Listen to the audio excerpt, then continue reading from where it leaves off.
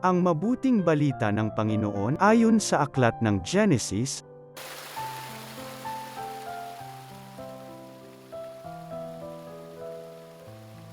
Nang simula ang likhain ng Diyos ang lupa at ang langit, ang lupa ay wala pang hugis o anyo. Dilim ang bumabalot sa kalaliman at umiihip ang malakas na hangin sa ibabaw ng tubig. Sinabi ng Diyos, magkaroon ng liwanag. At nagkaroon nga, nasiyahan ang Diyos nang ito'y mamasdan. Pinagbukod niya ang liwanag at ang dilim. Ang liwanag ay tinawag niyang araw, at ang dilim naman ay tinawag niyang gabi. Dumaan ang gabi, at sumapit ang umaga, iyon ang unang araw.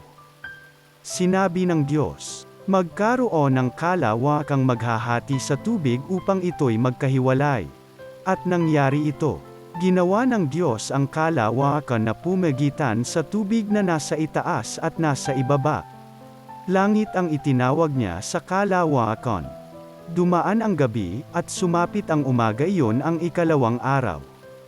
Sinabi ng Diyos, magsama sa isang dako ang tubig sa silong ng langit upang lumitaw ang lupa. At ito'y nangyari. Ang lupa ay tinawag niyang daigdig. At karagatan naman ang nagsama-samang tubig. Nasiyahan siya nang ito'y mamasdan. Pagkatapos, sinabi ng Diyos, magkaroon sa lupa ng lahat ng uri ng halamang namumunga at nagbubutil. At nangyari ito. Tumubo nga sa lupa ang gayong mga halaman. Nasiyahan siya sa kanyang ginawa nang ito'y mamasdan. Dumaan ang gabi, at sumapit ang umaga, iyon ang ikatlong araw. Sinabi pa ng Diyos, magkaroon ng mga tanglaw sa langit para mabukod ang araw sa gabi. Ito ang magiging batayan sa bilang ng mga araw, taon at kapistahan. Mula sa langit, ang mga ito'y magsasabog ng liwanag sa daigdig. At gayon nga ang nangyari.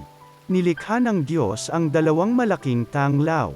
Ang araw, upang tumanglaw sa maghapon, at ang buwan, upang magbigay liwanag kung gabi. Nilikha rin niya ang mga bituin. Inilagay niya sa langit ang mga tanglaw na ito upang magsabog ng liwanag sa daigdig, tumanglaw kung araw o gabi, at magbukod sa liwanag at dilim. Pinagmasdan ng Diyos ang kanyang ginawa at siya'y nasiyahan. Dumaan ang gabi, at sumapit ang umaga, iyon ang ikaapat na araw. Sinabi ng Diyos, magkaroon sa tubig ng maraming bagay na may buhay, at magkaroon din ng mga ibon sa himpapawid.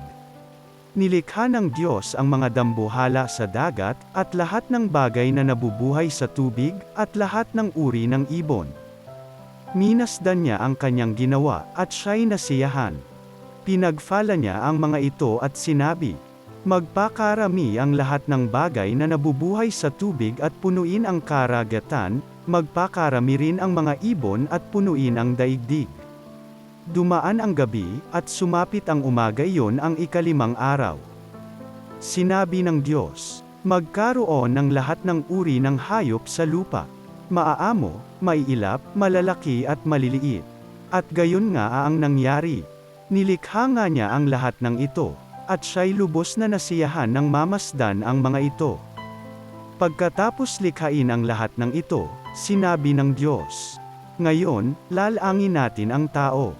Ating gagawin siyang kalarawan natin.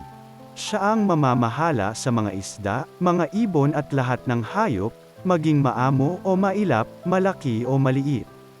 Nilalang nga ng Diyos ang tao ayon sa kanyang larawan. Lumalang siya ng isang lalaki at isang babae, at sila'y pinagpala. Wika niya, magpakarami kayo at punuin ng inyong mga supling ang buong daigdig, at pamahalaan ito. Binibigyan ko kayo ng kapangyarihan sa mga isda, sa mga ibon, at sa lahat ng maiilap na hayop, maging malalaki o maliliit. Bibigyan ko rin kayo ng lahat ng uri ng butil at mga bungang kahoy na inyong makakain. Ang lahat ng halamang lontian ay ibibigay ko naman sa maiilap na hayop, malaki man o maliit, at sa lahat ng mga ibon. At ito nga ang nangyari. Pinagmasdan ng Diyos ang lahat niyang ginawa, at lubos siyang nasiyahan. Dumaan ang gabi, at sumapit ang umaga, ito ang ika-6 na araw. Gayon nilikha ng Diyos ang lupa, ang langit at lahat ng bagay na naroroon. Sa loob ng 6 na araw, tinapos niyang likhain ang lahat ng ito, at siya'y nagpahinga sa ika-7 araw. Ang mabuting balita ng Panginoon.